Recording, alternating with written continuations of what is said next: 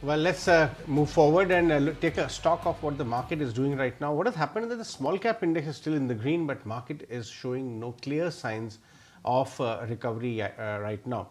But there was a note from Nuvama today on wind power companies. Look at how Suzlon has shot up almost 5% in a weak market. That is something to watch out for.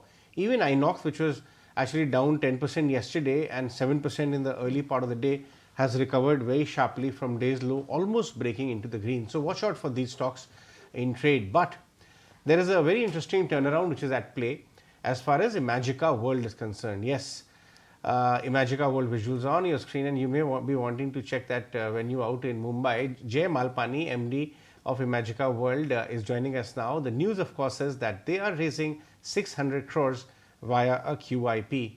And Jay, first of all, thanks for your time. Last time when we spoke, you briefly touched upon what kind of turnaround are you planning there. Now that this fundraising news has come, talk to us about what exactly are you looking at in terms of the proceeds of this money. Have you already spoken to some funds for raising this money, and will promoters also be participating in this fundraising, or purely from the market? Thanks for having me on the show. So we are taking approvals for up to 600 crores via QIP, and this is more to fund the current and future expansion projects which we have.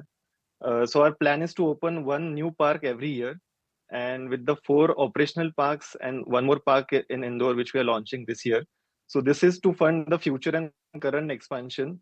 Promoter stake is already at 74% stake in the listed entity, and post QIP, we are looking at a dilution of around 5 to 8% potentially.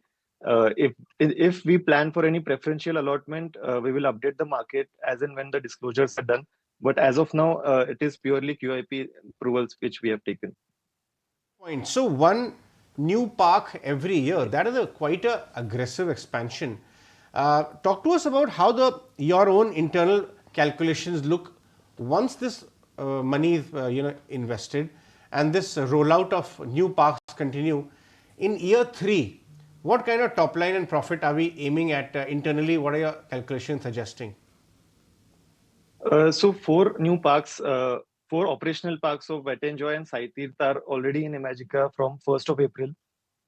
And going ahead, Indore will get launched this year. The paperwork will get over in quarter 1, and by quarter 2 we should launch Indore this year.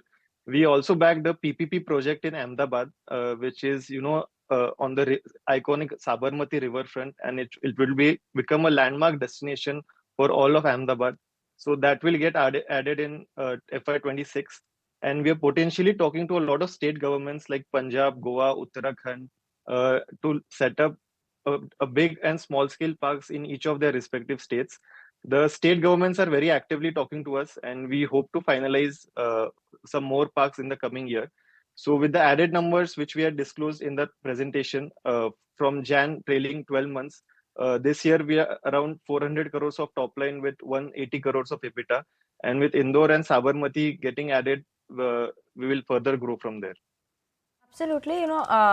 Jay, very good afternoon. This is Vinny joining in the conversation. Yes, you are expecting to grow further, but I'm just very inquisitive to know how much more, right? Because Ahmedabad, you're talking to other states as well. You already have 4-5 working parks. So then, in the next 3 years, 4 years, let's talk that long term. What is it that the number that we could expect? Could we see it doubling from here in terms of a revenue or a top line of 1,000 crores is somewhere you would anticipate? What is that number that you're keeping? So with these new parks getting added, which is Sabarmati and Indore, we are looking at a footfall of around 3 to 4 lakhs footfall per year, because we'll just be launching it with the ARPU of 800 to 1,000 rupees.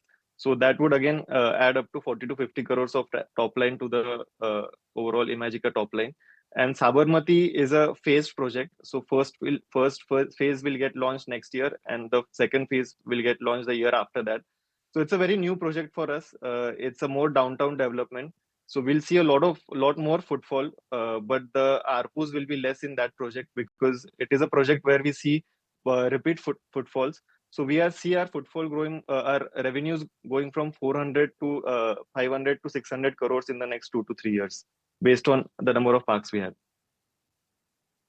Yes, 500 to 600 crores. This is the top line number, or this is the profit number? This is This is a top line number. Okay, and what kind of margins would you have on this? Because as your operations grow higher, perhaps the cost will not go up in the same proportion, right?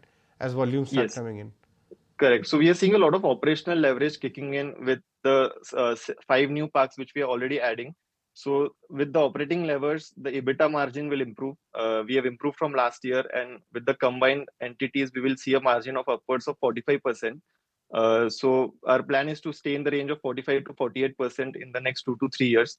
So on a top line of 500 to 600 crores, we'll see a EBITDA margin of 45 to 48% margin on that. 48% margin, almost 300 crore kind of EBITDA you will make on that. Yes. Okay, leave us with your number. I want to understand, so much is being happening. The peak here where all the new parks and all the initiatives will combined flow into the financial sheet. It will be FY27 or 28, and where could the EBITDA be there? It really depends on how many parks we add. So our plan is to add every one park, but the sizing of park depends. We are exploring parks in tier 1 cities, tier 2 cities. So based on the size and scale, the EBITDA and revenue numbers will change according to that. So it's hard to predict exact numbers because a lot of pipeline is getting developed. Once the elections are done with and the period is over, we'll end up signing a lot more parks, and those conversations will become much more active. So based on that, those once the pipeline is crystallized, I think we'll be able to crystallize that number because the sizing really differs, and from scale like Imagica to a scale like Shirdi, the revenue and EBITDAs are much different because of the sizing.